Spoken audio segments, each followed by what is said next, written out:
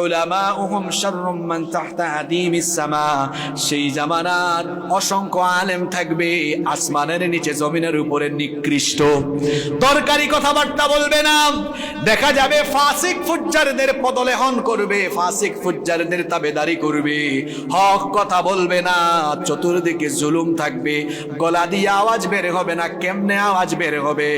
যে আলেমের গলা দিয়ে ফাসিক জালিমদের পয়সা, বিরানি, জিলাপি ঢুকে, এই আলেমের গলা দিয়ে কোনোদিনও হক কথা বের হবে না। উলামাউহুম শাররুম মান তাহতা আদিমিস সামা। আসমানের নিচে জমিনের উপরে এরা হবে নিকৃষ্ট। এরা দেখা যাবে দরকারি কোনো কথা বলবে না, চতুর্দিকে নির্যাতন নিপীড়ন, সত্য কথা বলবে না, চুরি ডাকাতির বিরুদ্ধে কথা বলবে না, অন্যায়ের বিরুদ্ধে কথা বলবে না।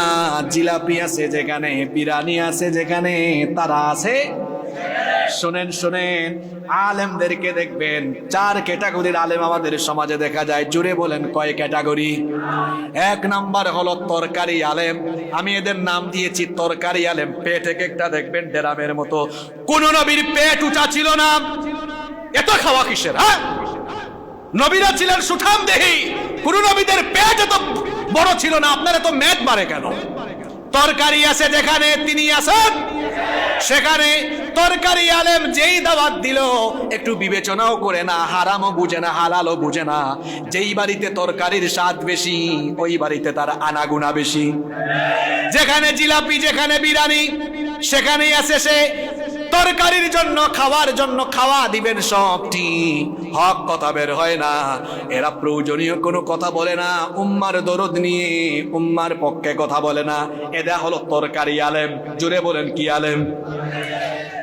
এরপরে দুই নম্বর হলো দরবারি আলেম। দরবারি, দরবার খুলে বসেছে, বাপ দাদার থেকে পেয়েছে দরবার, গদ্দি নিশিনে হয়ে দরবার চালায়। হুক্কু হুক্কু জিকির চলে, চক্ষু বন্ধ করে জিকির করে। কিসের চক্ষু বন্ধ করে জিকির করো মিয়া? গোটা দুনিয়ায় ফিলিস্তিনে আজকে মুসলমানের উপরে কারবালা চলে। বন্ধ চক্ষু খুলে দাও, হুক্কু হুক্কু বন্ধ করে হক কথা দরবার থেকে ছেড়ে দাও। হক কথা বলনেওয়ালা দরবার বাংলাদেশে কম না বেশি? দরবারি আলেম। তিন নম্বর হলো সরকারি আলেম।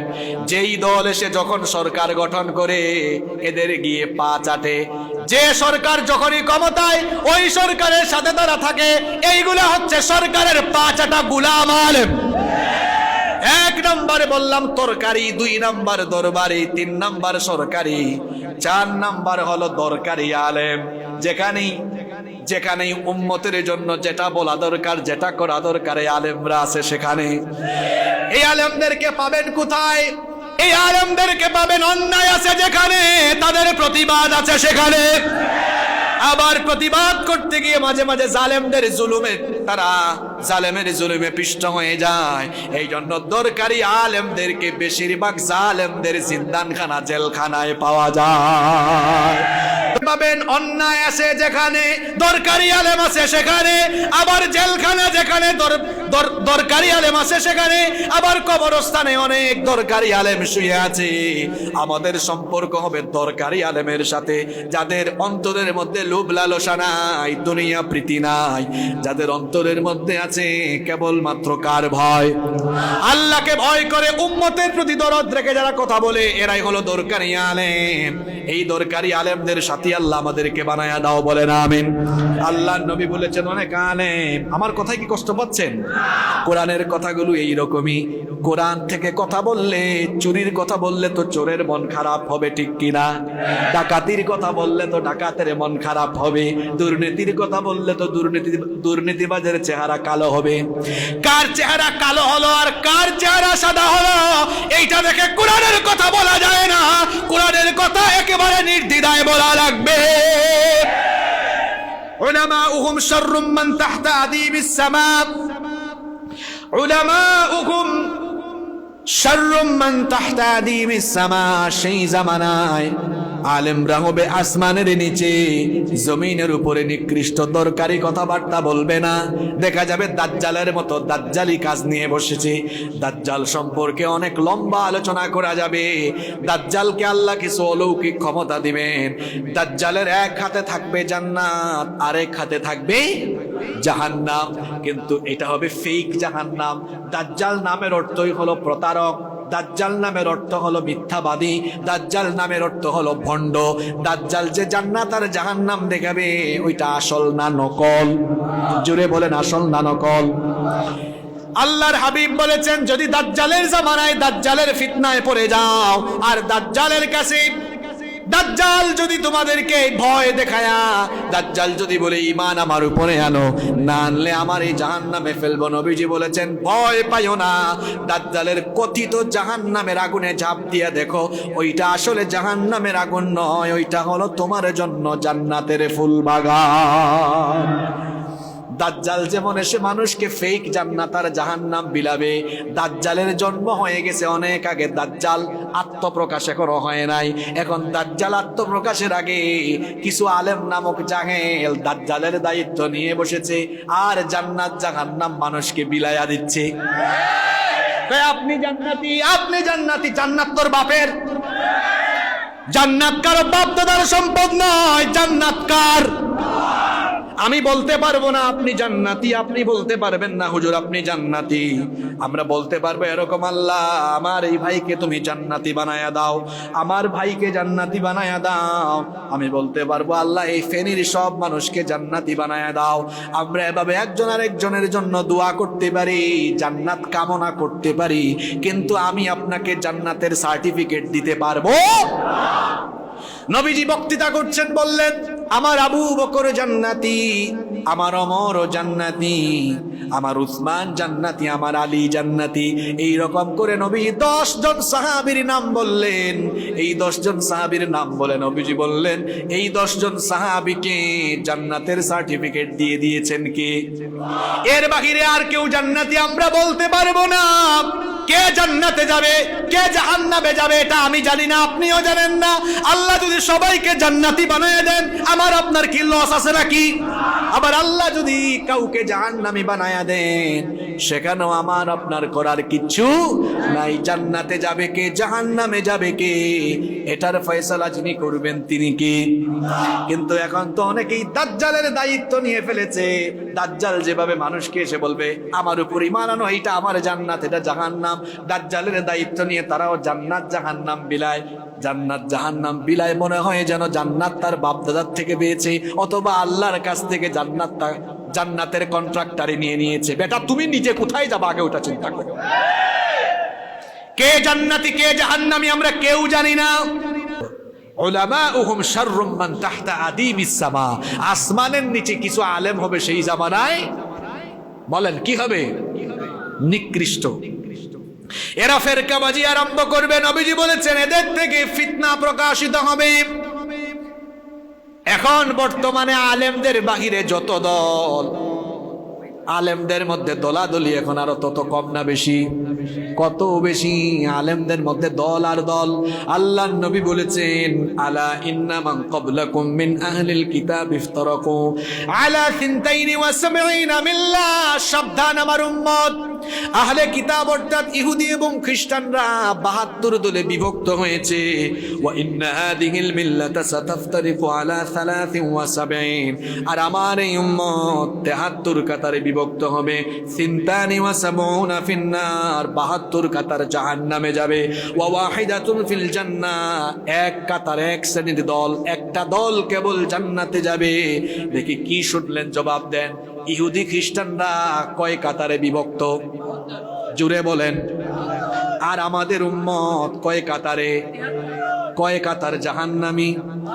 72 কাতার জাহান্নামী। কয়টা দল জান্নাতি? এখন কৌমি হলে বলবে আমরাই জান্নাতি, আলিয়া হলে বলবে আমরাই জান্নাতি। যত দল আছে তারা নিজেরাই দাবি করে আমরা জান্নাতি। এবার আসেন নবীজি কাদেরকে জান্নাতি বললেন। নবীজিকে জিজ্ঞেস করা হলো, গো আল্লাহর হাবিব কাদেরকে আপনি জান্নাতি বললেন? ওয়ামান হিয়া ইয়া রাসূলুল্লাহ, সবাই আমার সঙ্গে বলেন সাল্লাল্লাহু আলাইহি ওয়াসাল্লাম। আপনার উম্মতের কোন দল জান্নাতি পরিচয় দেন। নবীজি বললেন মা আনা আলাইহি ওয়া আসহাবি, যারা আমার এবং আমার সাহাবীদের পথের উপরে আছে। এখন সবাই হয়তো বলবে আমরা নবীর পথে, সাহাবীদের পথে। এবার আসেন নবীর পথ, সাহাবীদের পথ কোনটা? আল্লাহর নবীকে আল্লাহ দুনিয়ায় কেন পাঠালেন? আমি আপনি জবাব দেওয়া লাগবে না, কোরআনের মধ্যে এই জবাবটা আছে না নাই? আসতে বলবেন না, জোরে বলেন আছে না নাই? কেন আল্লাহ নবীকে পাঠালেন? নবীর পথ কি ছিল? নবীর পথ কোনটা ছিল? এই পথের গন্তব্য কোথায় ছিল? আল্লাহ সূরা সাফের মধ্যে বলেছেন হুয়াল্লাযী আরসালা রাসূলাহু বিল হুদা ওয়া দীনিল হক লিইয়ুযহিরাহু আলা الدين كله ولو كره المشركون। তিনি হচ্ছেন সেই আল্লাহ, সেই সুমহান সত্তা যিনি তার রাসূলকে হেদায়াত এবং দ্বীনে হক সহকারে পাঠিয়েছেন, যাতে করে দুনিয়ার সকল পথ এবং মতের উপরে ইসলামকে বিজয়ী আদর্শ হিসেবে প্রতিষ্ঠা করতে পারেন। এই জন্য রাসূলকে যিনি পাঠিয়েছেন তিনি কে? তাহলে নবীকে পাঠানোর উদ্দেশ্য হলো কোরআনের বিজয়, ইসলামের বিজয়। আমার সাথে আপনারা একমত না দ্বিমত? পিছনের তারা দ্বিমত। নবীর পথ কোনটা ছিল? এই পথের গন্তব্য কি ছিল? আল্লাহ স্পষ্ট করে বলে দিয়েছেন। আল্লাহ বলেছেন নবীর পথ হলো কোরআনের আন্দোলনের পথ, এই পথের গন্তব্য হলো কোরআনের বিজয়।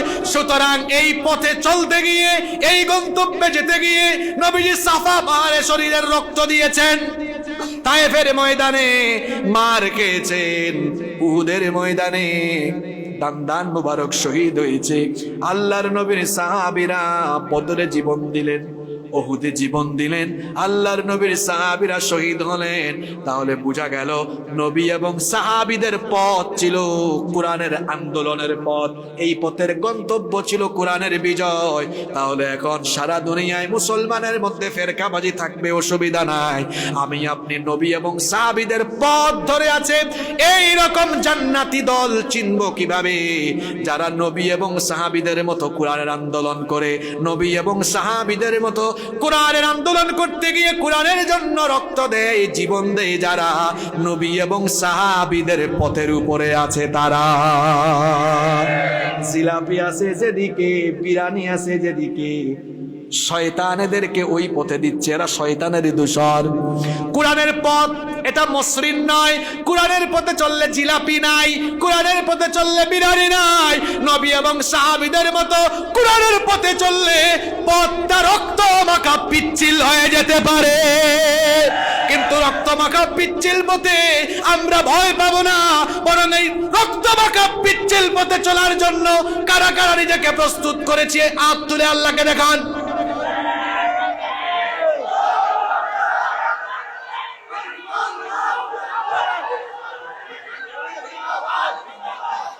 হাতগুলো নামান, আল্লাহ কবুল করেন। শুনেন শুনেন, শেষ কথাগুলো শুনেন। আল্লাহর হাবিব বলেছেন আল উলামাউ উমানাউর রাসূলি আলা ইবাদিল্লাহি তাআলা মা লাম ইউখানিতুস সালাতিন।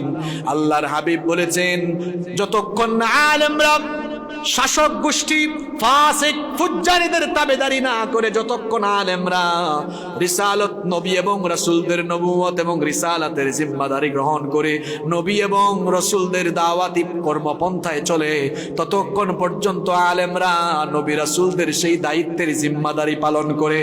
আর যখন ফাইন খালাতুহুম ওয়া ফাআলু যালিকা ফাকাদ খানুর রাসূলা ওয়া খানুহুম, আর যখন আলেমরা নবুয়ত এবং রিসালাতে রেখে যাওয়া সেই দায়িত্বের খেয়ানত করে, আল্লাহর হাবিব বলেছেন ফাহদারহুম, এই জাহেলদেরকে তখন বর্জন করো, ওয়াতাজিলুহুম, এদেরকে এদের সঙ্গ ছেড়ে দাও। আমরা থাকবো তাদের সাথে, কোরআনের সাথে থাকবে যারা, তাদের সাথী হব আমরা। আমাদের পথ হলো কোরআনের পথ, আমাদের পথ হলো ইসলামের পথ। কারণ নবী এবং সাহাবীদের পথ ছিল কিসের পথ? আসতে বলবেন না, জোরে বলেন কিসের পথ? আল্লাহর হাবিব বলেছেন শোনো শোনো, এটা ইবনে আব্বাস রাদিয়াল্লাহু আনহুমা বলেছেন, লা ইয়াতিয়ান্না আলান নাসি জামান ইয়াকুনু হিম্মাতু আহাদিহিম বাতনাহু ওয়া দীনাহু। আখিরি জামানায় কিছু আলেম থাকবে, এরা হবে প্রবৃত্তির পূজারী, পেট পূজারী, প্রবৃত্তি আর পেটের পূজা করে। সামান্য কিছু পদ পদবীর আশায়, জিলাপি আর বিরিয়ানির আশায় এরা অনেক সময় হক কথা বলবে না। এই হলো আখিরি জামানার ইসলামের চিত্র। 4টা কথা বললাম, আলোচনা একটু রিপিট করি, একটু সামারিটা বলে দেই। নবীজি বলেছেন, লা ইয়াবকা মিনাল ইসলামি ইল্লা ইসমুহু, নামে ইসলাম থাকবে, ইসলামের কোনো আদর্শ থাকবে। ওয়ালা ইয়াবকা মিনাল কুরআনি ইল্লা রাসমুহু, কোরআন থাকবে, কোরআনের শিক্ষা কোথাও থাকবে। 3 নম্বরে বলেছি, মাসাজিদুহুম আমিরা, মসজিদগুলো সুন্দর এবং চাকচিক্যময় হবে। ওয়াহিয়া খারাবুম মিনাল হুদা, কিন্তু মসজিদগুলোর ভেতরে হেদায়াত থাকবে। মসজিদ হবে পাকা, মুসল্লি হবে। 4 নম্বরে বলেছি, উলামাউহুম শাররুম মান তাহতা আদিমিস সামা, ওই জামানার আলেমরা হবে আসমানের নিচে, জমিনের উপরে নিকৃষ্ট। এখন বলেন তো, যে 4টা কথা নবীজি আখেরি জামানার ব্যাপারে বলেছে, এগুলো আজকে চারপাশে আছে না নাই? কথাগুলোর মিল আছে না নাই?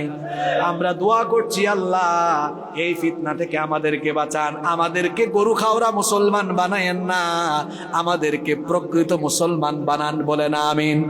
আল্লাহ আমাদেরকে মসজিদ থেকে দূরে রাখিয়েন না, আমাদেরকে মসজিদগামী বানান, বলেন আমিন। আল্লাহ আমাদেরকে আপনি কোরআনের তেলাওয়াতকারী শুধু বানায়েন না, আপনি আমাদেরকে কোরআনের আশেক বানান, আমাদেরকে কোরআনের রঙে জীবন রাঙাবার মতো তৌফিক দেন, বলেন আমিন। আর পেট পূজারী আলেমদের থেকে দূরে থাকার তৌফিক আল্লাহ দান করেন। পেট পূজারী নয়, দরকারি আলেমদের সাথে আমরা হব। দরকারি আলেমরা মৃত্যুকে ভয় পায় না, দরকারি আলেমরা সবসময় উম্মার দরদ নিয়ে কথা বলে, উম্মার মধ্যে উম্মাকে ঐক্যবদ্ধ রাখার চেষ্টা করে। জান্নাত জাহান্নাম যারা বিলায়া দেয়, বেশিরভাগ এই ভণ্ডগুলো উম্মতের মধ্যে খালি ফিতনা লাগানোর জন্য বক্তৃতা করে।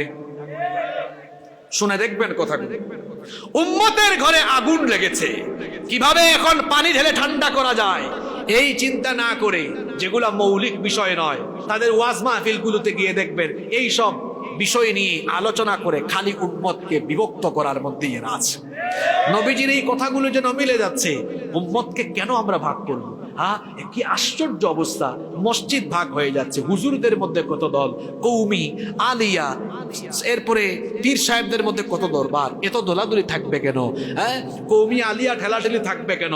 কৌমির আলেম তিনিও আমার ভাই, আলিয়ার আলেম তিনিও আমার ভাই। আমরা ঐক্যবদ্ধ না হওয়ার কারণে আজকে আলেমরা মুসিবতে পড়েছেন। আলেমদের খাসলতে, আলেমদের স্বভাবে, যদিও কথাগুলো একটু তিক্ত, তিতা কথা, কিন্তু সত্য কথা একটু তিতাই হয়। কেন বললাম?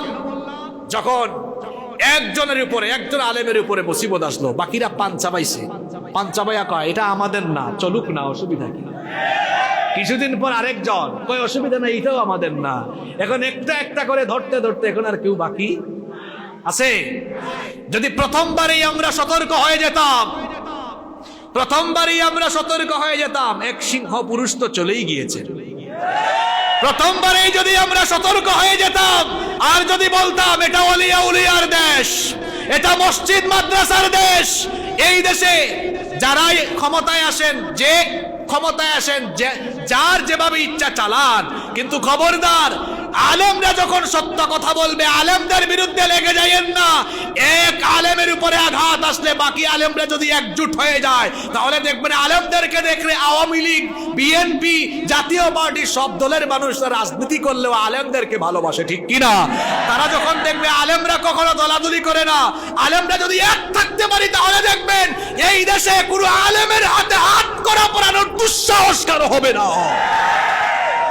এজন্য ঐক্যবদ্ধ থাকতে হবে, ঐক্যবদ্ধ থাকতে হবে। এখানে এটা রাজনীতির কোনো সমাবেশ নয়, এটা কোরআনের মাহফিল। আলেমরা কোনো রাজনীতির পক্ষে, কোনো দলের পক্ষে কথা বলেন না। উলামায়ে কেরাম মানুষকে আল্লাহর দিকে, রসুলের দিকে ডাকেন, ঠিক কিনা? এখানে অনেক দলের মানুষ আছে, আওয়ামী লীগ আছে, বিএনপি আছে, জাতীয় পার্টি আছে। এই কোরআন কি আওয়ামী লীগের? কোরআন কি বিএনপির? কোরআন কি জাতীয় পার্টির? কোরআন আমাদের সবার। কোরআন যেমন আমাদের সবার, আলেম উলামা আমাদের সবার জন্য সম্মানের, ঠিক কি না? এজন্য আওয়ামী লীগ, বিএনপি, জাতীয় পার্টি সকল দলের মানুষ আমরা আলেম উলামাদের মুক্তি চাই কি চাই না? কারা কারা চান তো হাত তুলে দেখান। লিল্লাহি তাকবীর, লিল্লাহি তাকবীর।